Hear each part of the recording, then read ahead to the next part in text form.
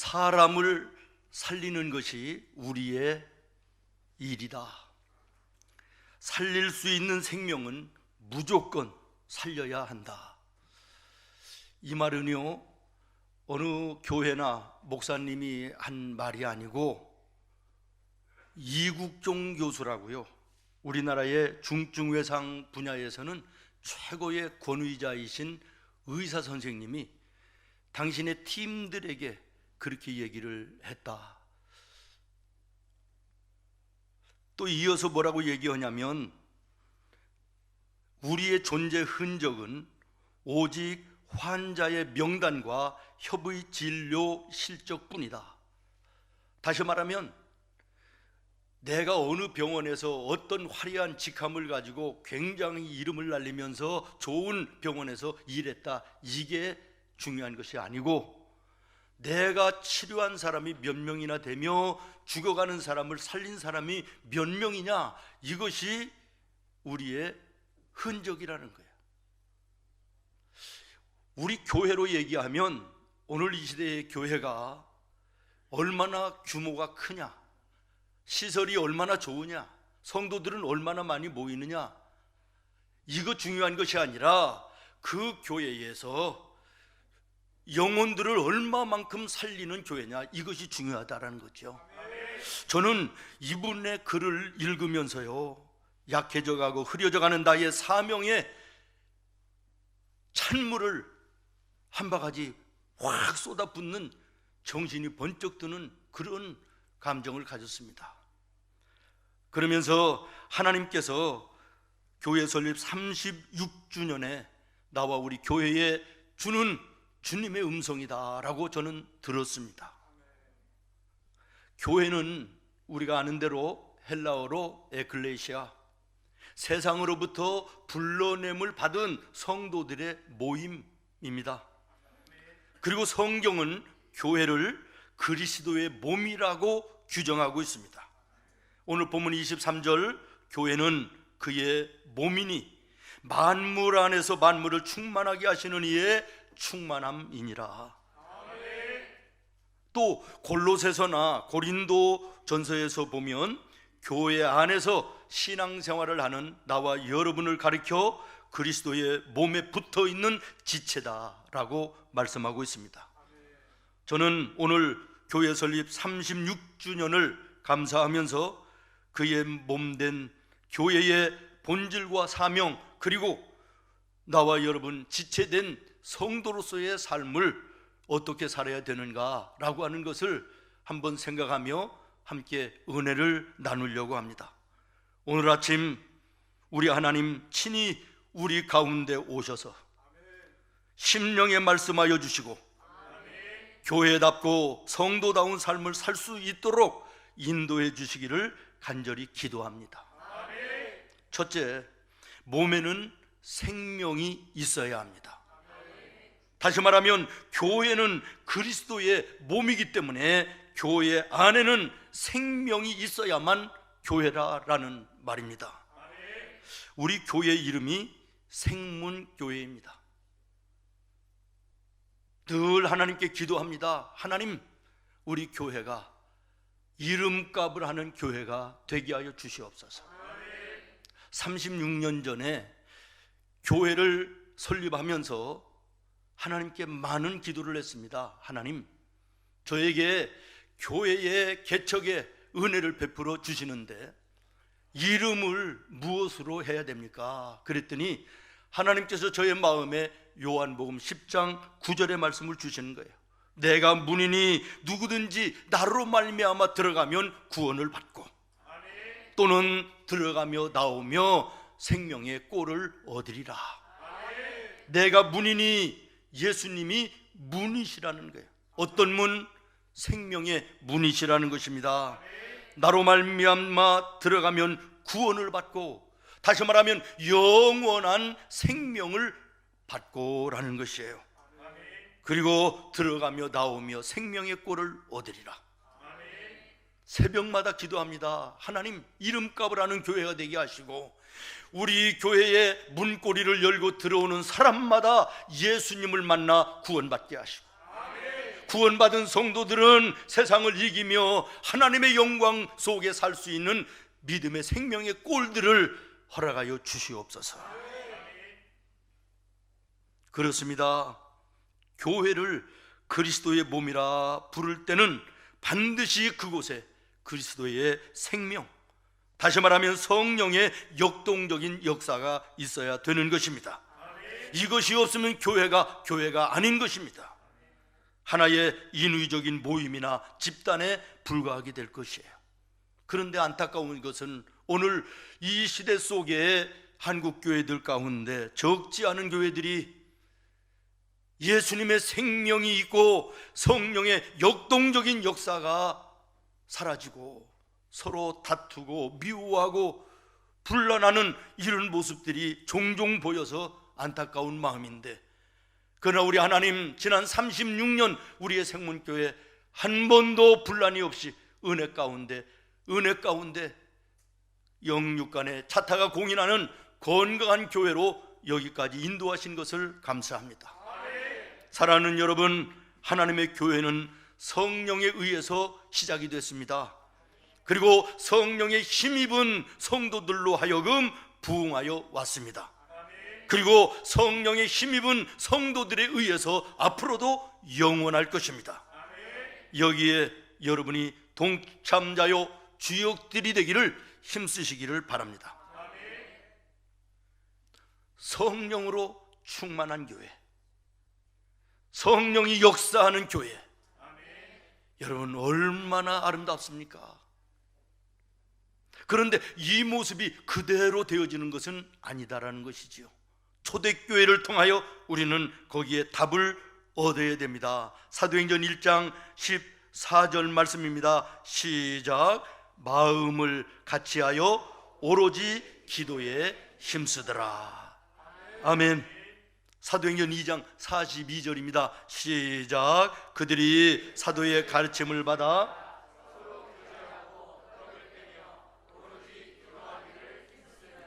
아멘. 마음을 같이하여 기도하기를 힘썼다. 이것이 대답입니다. 여러분, 마음을 같이한다라는 말씀을 주목해서 보시기를 바랍니다. 제가 여러분에게 가끔 말씀드리지만 하나님의 교회는 간우 경기를 하는 것과 같다. 머리 한번 연상해 보십시오. 앞에서 방향을 잡는 한 사람이 있고 그 뒤에 온 선수들이 한 방향을 향하여 노를 지었습니다. 거기에서 한 사람이라도 반대로 줬든지 손 놓고 있다 그러면 결코 우승할 수가 없는 거 아니겠습니까? 하나님의 교회는 유람선이 아닙니다. 구경하는 관객들이 많은 교회는 교회의 건강한 모습이 아닙니다. 교회는 군함과 같아야 됩니다. 군함은 어제 온 신병조차도 자기의 자리가 있고 자기의 해야 될 일이 있는 것입니다. 오늘 우리의 생문의 교회가 유람선이 아니라 전함이 될 수 있기를 바랍니다. 성도들이 마음을 같이하여 기도할 때 성령이 역사하십니다. 어떻게 역사하십니까? 하나 되게 하십니다. 왜 그렇습니까? 성령은 하나 되게 하시는 영이기 때문에 그렇습니다. 악한 마귀는 하나 되는 것을 가장 싫어합니다. 하나님과 우리가 하나 되는 것, 우리 성도와 성도들이 하나 되는 것, 가정의 가족들이 하나 되는 것을 가장 싫어하는 존재가 사탄입니다.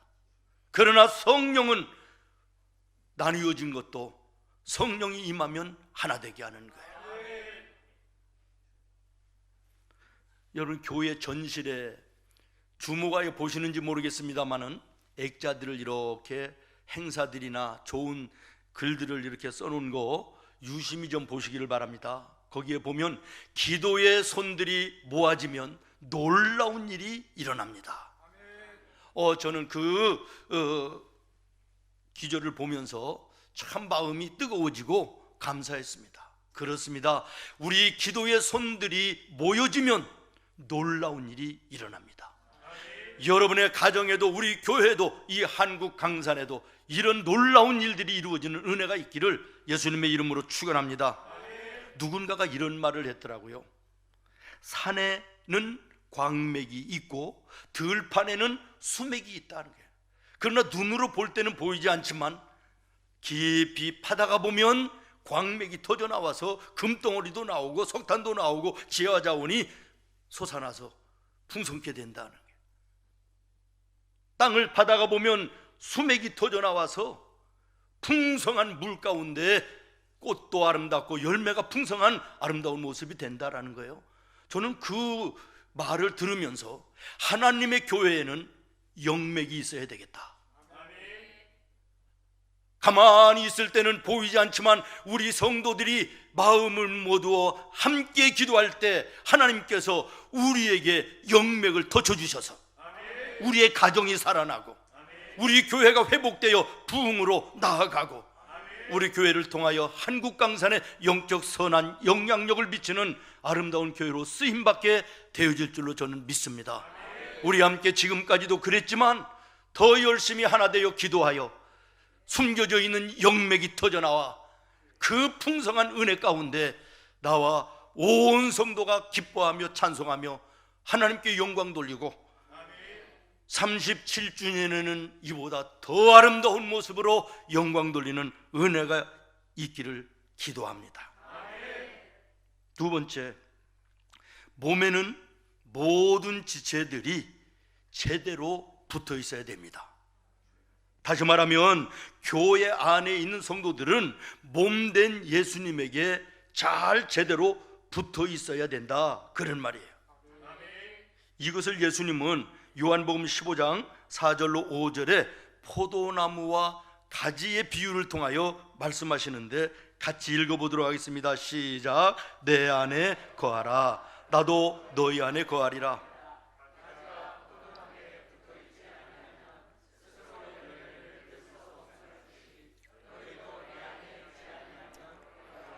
나는 포도나무요 너희는 가지라.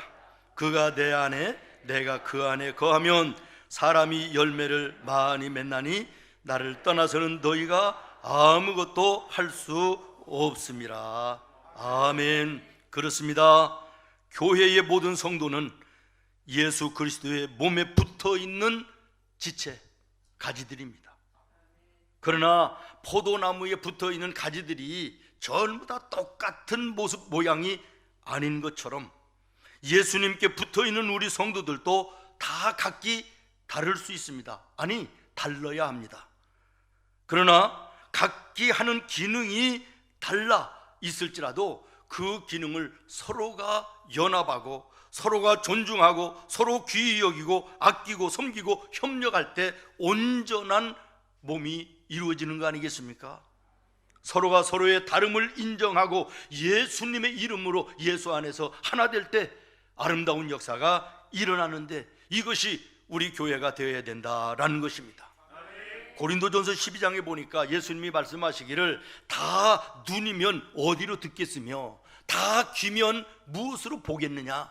다시 말하면 교회 안에 지체들이 다 똑같을 수 없으나 그러나 그 기능들은 다 달라도 예수로 하나 될 때 하나님의 나라를 이 땅 위에 이루며 하나님의 나라를 이 땅 위에 사는 은혜의 복된 삶이 되어지는 것을 말씀하고 있는 것입니다. 이소무하에 그런 이야기가 있습니다. 손과 발이 서로 대화하는 내용이에요. 손이 얘기합니다.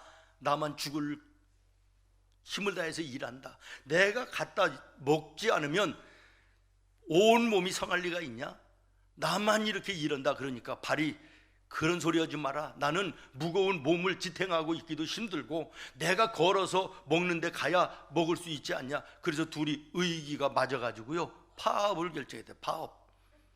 그래갖고 2, 3일이 지나니까 코 눈만 흐리고 힘든 게 아니라 자기들도 힘들더라, 이런 이야기예요. 지체가 한 몸에 붙어 있을 때 그리고 제각기의 기능을 다할 때 건강한 몸이 되는 것입니다. 오늘 우리 성도들이 다 각기 다르지만 그러나 예수로 하나 되어 자기에게 맡겨진 달란트대로 섬기며 인정하고 협력할 때 하나님의 나라가 내 마음에 이루어지고 내 가정에 이루어지고 하나님의 교회에 이루어지는 놀라운 은혜가 있는 줄로 믿습니다. 오래전에 본 영화인데 플래툰이라는 월남전을 그린 영화입니다. 어느 병사가요 무참하게 살해를 당해요. 그랬더니 의분에 찬 장교 하나가요 베트공 마을 하나를 완전히 폭탄을 던지고 총을 쏘고 쑥대밭을 만들어 전멸시키는 거예요. 그 이후에부터 부대 안에 양쪽으로 나뉩니다. 원수를 갚았으니 잘했다, 속이 시원하다, 이런 쪽이 있고 한쪽은 그래도 너무했다, 너무 잔인하지 않느냐, 과하지 않느냐, 이런 쪽으로 나뉘어 갖고요 서로 대립하기 시작하고 미워하기 시작하고 나중에는 증오하는 이런 지경까지 가지요. 그러던 어느 날 또 전투가 벌어지지요. 전투에 나간 군인들이요 상대방 베트공을 향하여 총을 쏘는 것처럼 하면서 자기가 미워하던 그 병사를 향하여 총을 쏘는 것을, 죽이는 것을 저쪽에 신병이 그걸 봐요. 그 전투에서 이 신병이 상처를 입고 뒤로 후송되면서 뭐라고 대사를 하느냐면, 싸움터에서 적과 싸우는 것보다 훨씬 더 힘든 것은 동료들 사이에서 일어나는 미움, 증오, 불신이라는 내부의 적이다. 의미 있는 대사로 들렸습니다. 여러분, 우리 교회가 싸워야 될 대상이 무엇입니까? 우리 성도들이 싸워야 될 대상이 누구입니까? 세상의 악한 것들입니다. 공중의 권세 잡은 악한 마귀들과의 싸워야 되는 것인데 대상을 성도와 성도 간에 다툽니다. 미워합니다. 가족 간에도 서로 미워하고 다투는 이런 모습들이 얼마나 많이 있습니까? 사랑하는 성도 여러분, 예수님 안에서 하나 되어 하나님의 뜻과 하나님의 나라를 우리 함께 이루어 나가며 이 땅 위에 예수로 풍성한 은혜의 삶을 사는 나와 여러분 되기를 예수님의 이름으로 축원합니다. 마지막으로 세 번째 20절 말씀 같이 읽습니다. 시작. 그의 능력이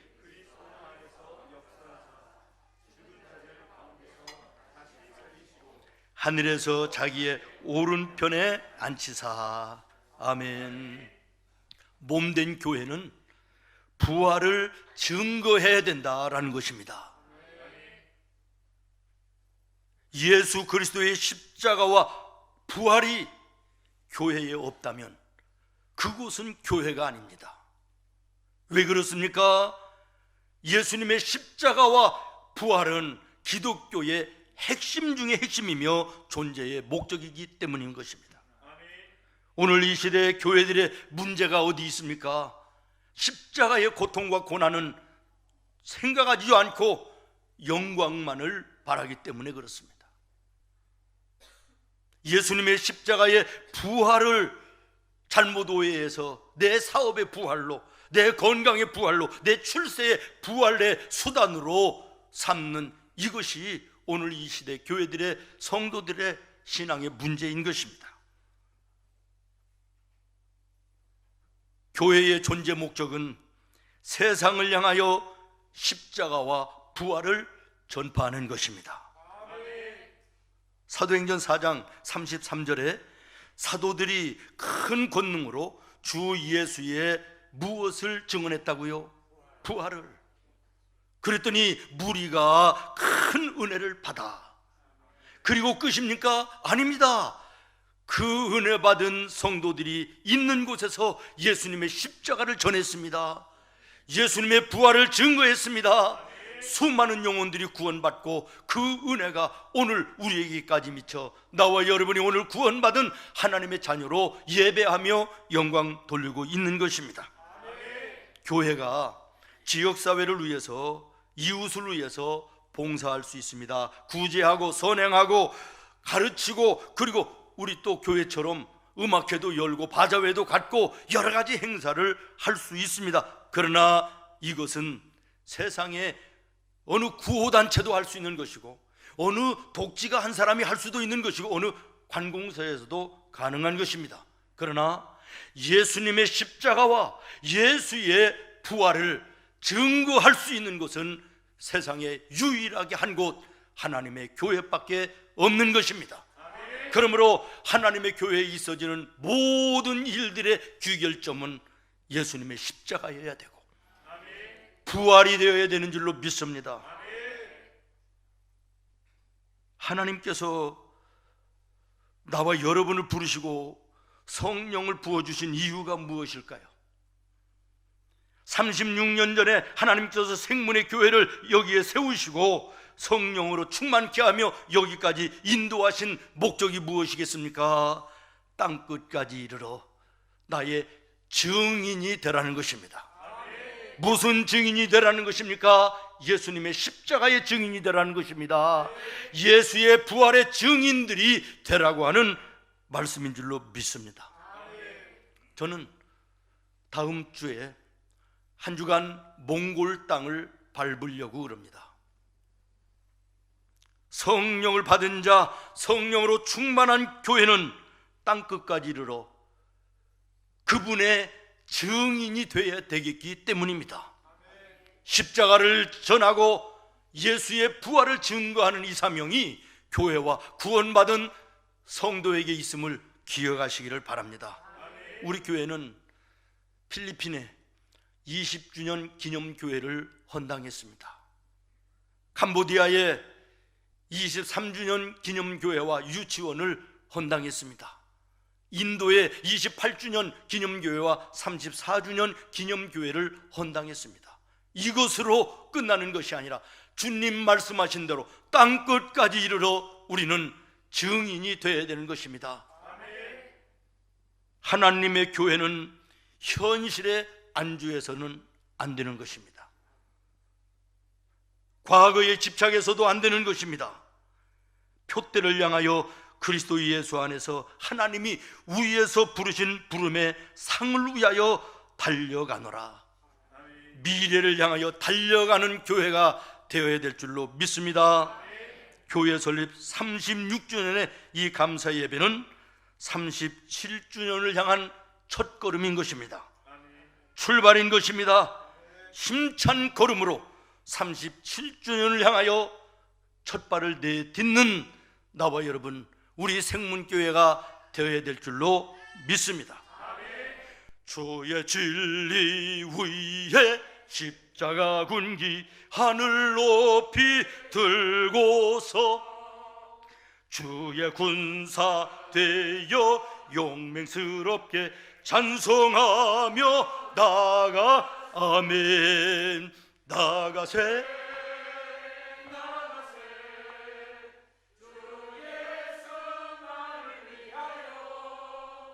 목숨까지도 바치고 싸움터로 나가세. 원수들이 비록 강할지라도 주의 군기 붙잡고 주의 진리 위에 용기다 분발하여 싸우세. 나가세 주 예수만을 위하여 목숨까지도 바치고 싸움터로 나가세. 산과 들과 바다 가는 곳마다 주의 군기 날리며 반갑고도 기쁜 승리의 소식 온 세상에 전하세. 나가세 주 예수만을 위하여 목숨까지도 바치고 싸움터로 나가세.